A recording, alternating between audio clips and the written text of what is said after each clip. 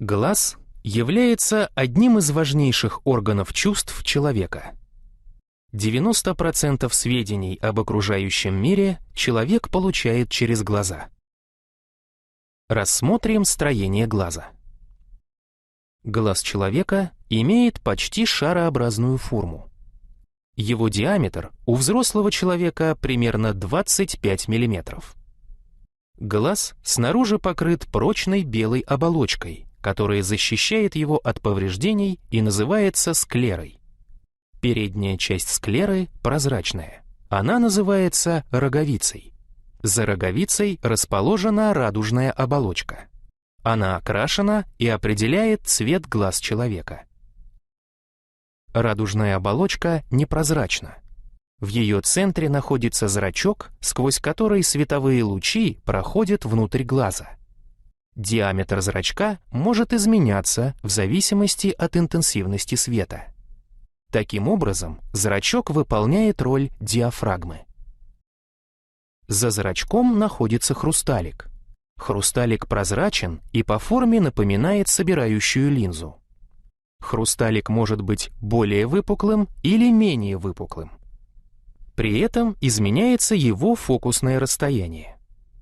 За хрусталиком расположено стекловидное тело, заполняющее остальную часть глаза. Роговица, стекловидное тело и хрусталик играют роль сложного объектива, преломляя падающие лучи света. Оптическая система глаза подобна объективу фотоаппарата. Она дает действительное, уменьшенное и перевернутое изображение предметов. Это изображение образуется на сетчатке глаза, которой покрыта его задняя стенка. Таким образом, сетчатка подобна пленке фотоаппарата. Дальнозоркий человек хорошо видит удаленные предметы и плохо расплывчато близко расположенные. Причина заключается в том, что ослабевают глазные мышцы. Хрусталик становится более плоским и не может увеличить свою кривизну. В этом случае отчетливое изображение близких предметов получается за сетчаткой. Чтобы исправить дальнозоркость, нужно сильнее преломить лучи. С этой целью используют лучи с собирающими линзами. На хрусталик падает пучок сходящихся лучей, который он преломляет так, что изображение получается на сетчатке. Таким образом, близорукость и дальнозоркость устраняются с помощью очков. Близорукий человек достаточно хорошо видит близко расположенные предметы и неотчетливо удаленные.